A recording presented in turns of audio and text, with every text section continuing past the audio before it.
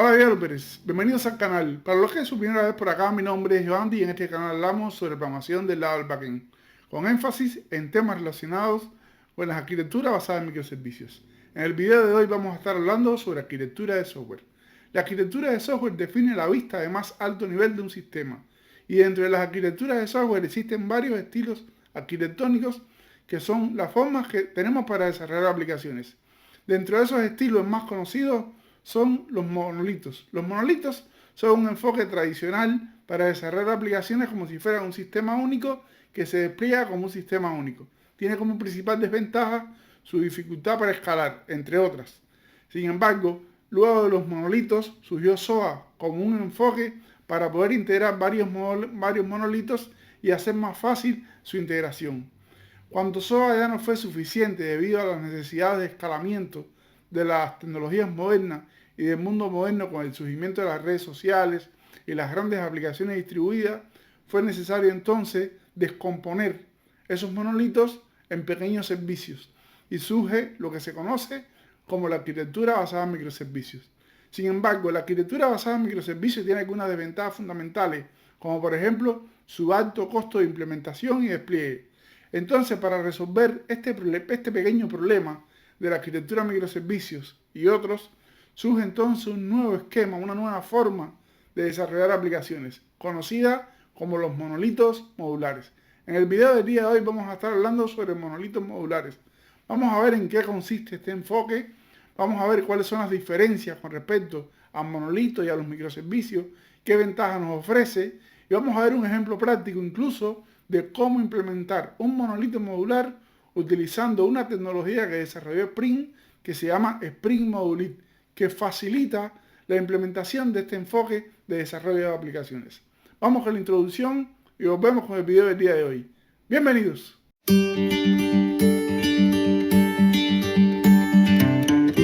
Muy bien, como comentábamos ante la introducción, vamos a hablar de monolitos modulares. Lo primero para comenzar a hablar de monolitos modulares es repasar un poco cómo funciona una arquitectura basada en microservicios y cómo funciona una arquitectura modular. Para entonces después ver qué cosa es un monolito modular en sí y cuáles son las diferencias o lo que aporta este enfoque para desarrollar aplicaciones con respecto a los microservicios, que ya veíamos que era bastante bueno para desarrollar aplicaciones, pero tiene algunos problemitas que el monolito modular pudiera ayudar a resolver.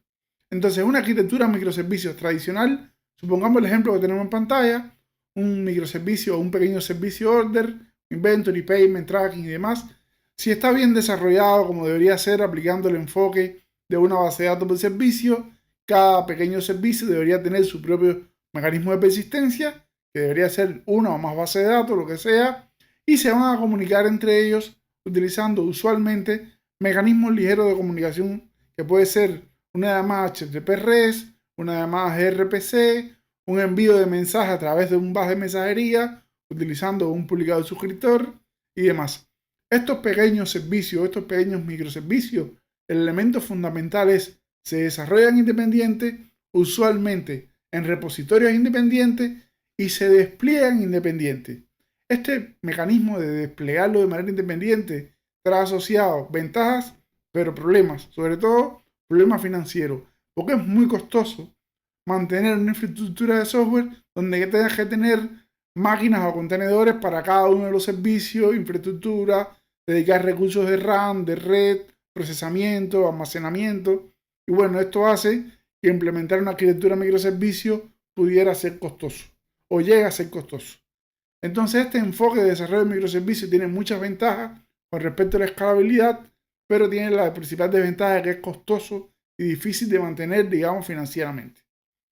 Luego tenemos los monolitos. Los monolitos en realidad surgieron antes que los microservicios, como les comentaba en la introducción, y ha sido el enfoque tradicional para desarrollar aplicaciones. Es una aplicación única que tiene muchos módulos internamente, como puede ser, por ejemplo, acá, esta sería la representación en un monolito del microservicio este que tenemos acá. Sería todo junto como si fueran módulos de una pequeña aplicación y se conectan usualmente a una base de datos única. Cuando vamos a desplegar esto tenemos el problema o la ventaja de que tenemos que desplegarlo como si fuera un único sistema, un proceso único. ¿Está bien? Es un bloque que lo ponemos en un lugar. Ahora, Esto es mucho más económico que desplegar microservicios, pero tiene el problema de la escalabilidad. Y además de eso tiene el problema de la mantenibilidad. Esa es la clave fundamental. ¿Quién mantiene un mastodonte como este que empezamos a meterle clases, módulos, y llega el momento en que empiezan a hacerse llamadas del servicio A al servicio B, del servicio C al servicio D, empiezan incluso a tener problemas de dependencias cíclicas y llega a convertirse en un problema para el mantenimiento futuro? Entonces, esta es la representación del monolito este que está acá.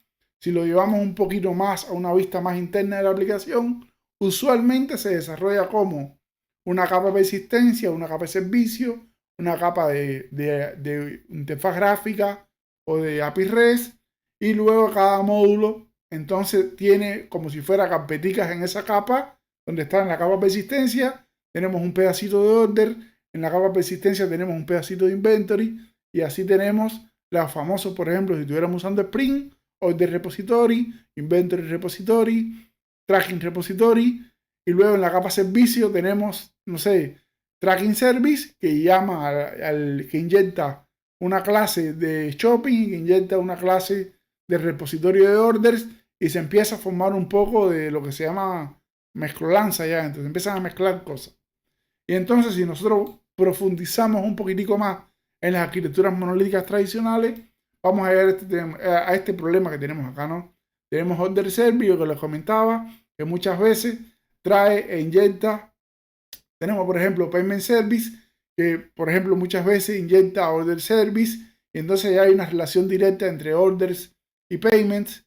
Y luego está muchas veces order, que puede llegar a implementar e integrar un payments, inventory, y entonces se empiezan a mezclar cosas y cosas y cosas que van haciendo inmantenible a lo largo del tiempo un monolito como este.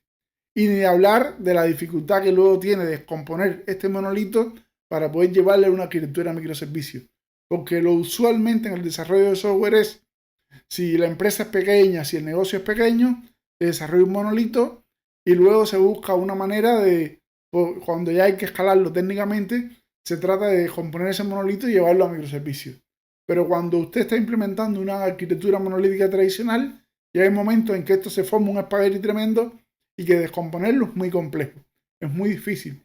Y entonces lo que se hace es, se empiezan a implementar los pequeños servicios o la arquitectura microservicios de forma paralela y se empieza a migrar con alguna estrategia de migración lo que estaba en el monolito a los nuevos microservicios. Bueno, la arquitectura monolítica entonces tiene esta ventaja, pero tiene este problema también. Entonces, ventaja fundamental, es fácil de desplegar. Desventajas, uno, no escala. Segundo, se puede volver un espagueti inmantenible que luego es muy difícil de descomponer. No vamos a quedarnos con esas dos desventajas.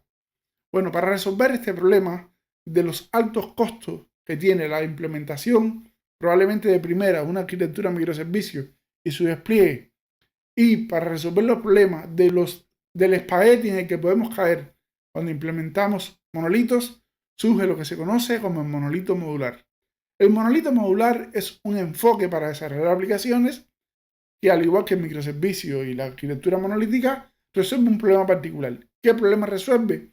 El problema de definir o poder definir restricciones sobre nuestro monolito de forma tal que sea sencillo luego poder migrarla de manera fácil a una arquitectura basada en microservicios.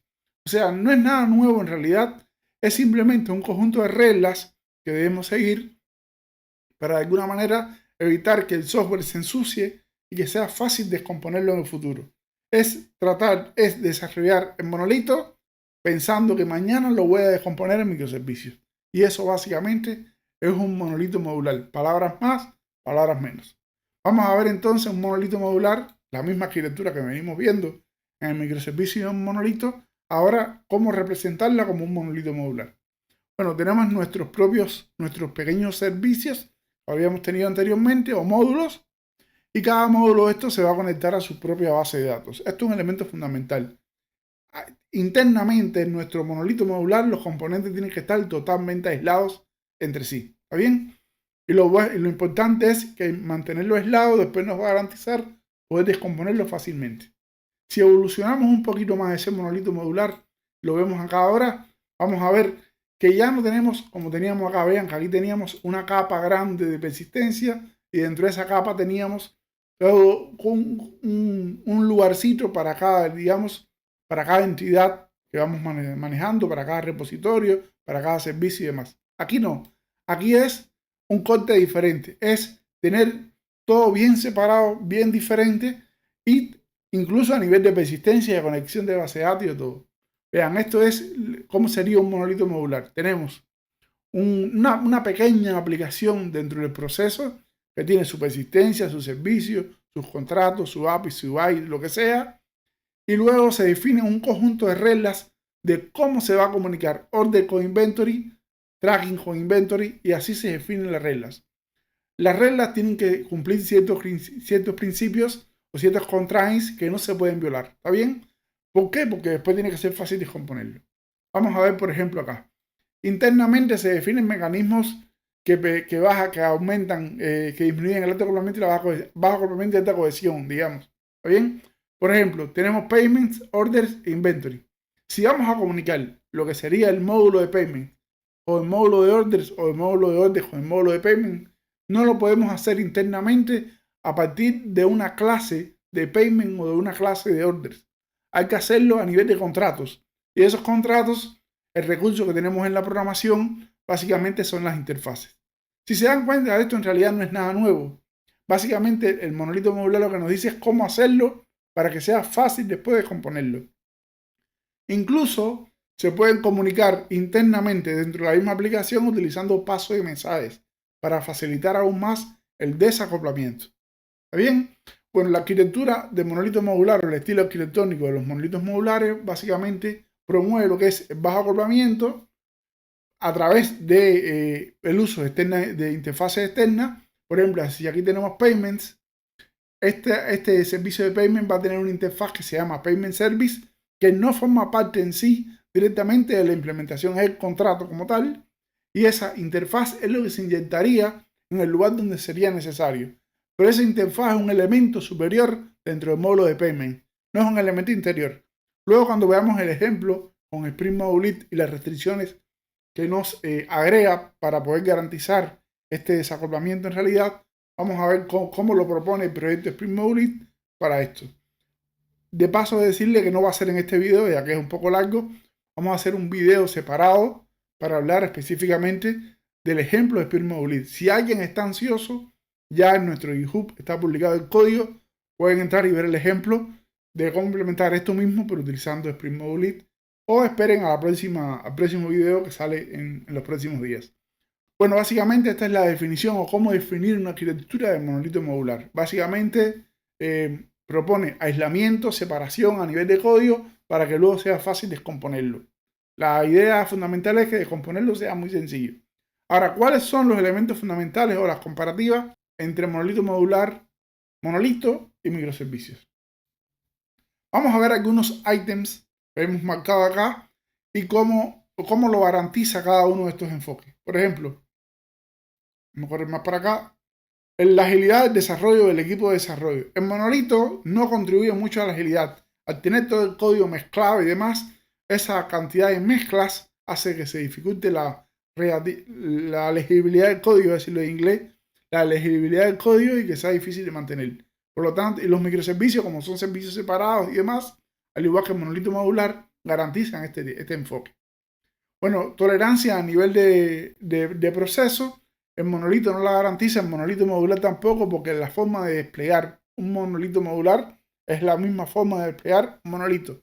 O sea, es a nivel de proceso. Si falla, falla todo. No como en el microservicio, que si te falla un servicio, puede ser que llegue a seguir funcionando si aplicas patrones de resiliencia y demás. Bueno, la escalabilidad modular, de igual manera, es muy difícil. No se puede escalar un módulo nada más, ni en monolito ni en monolito modular. Esa es una desventaja que tiene. Pero bueno, si necesitamos escalar de manera independiente, ya tenemos que pasar a lo que serían los microservicios, que es la ventaja fundamental de una arquitectura microservicio. Bueno, forzar lo que sean los bounded context, el contexto de desarrollo, que sea forzado para evitar ese problema de inyectar cosas y que luego se empieza a mezclar el código. La arquitectura monolito modular nos promueve este forzado de lo que sería el Bonded Cortex. Esto es un concepto de DDD.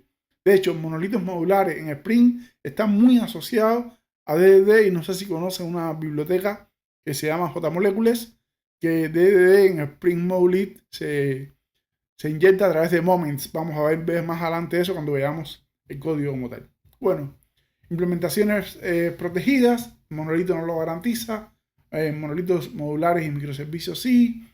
Poder probar separadamente, sí, en ambos microservicios, monolito modular, porque al poder tener componentes separados, aunque sean módulos, sí es muy sencillo de probar cada módulo de manera independiente.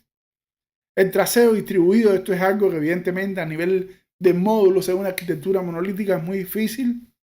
Sin embargo, a nivel de monolito modular, al ser componentes separados, aunque estén en un único proceso, sí se puede implementar traceo distribuido. De hecho, Spring Monolith en su implementación permite este traceo distribuido a través de OpenTelemetry. En nuestro canal hay un video donde hablamos bastante sobre OpenTelemetry. Bueno, de forma fácil de refactorizar los límites del contexto. Bueno, el tema de tener todo en un mismo repositorio, en los monolitos obviamente se tiene todo el código base en un mismo repositorio. En el monolito modular también se puede tener en un mismo repositorio, o se tiene en un mismo repositorio porque forma parte de un mismo proyecto.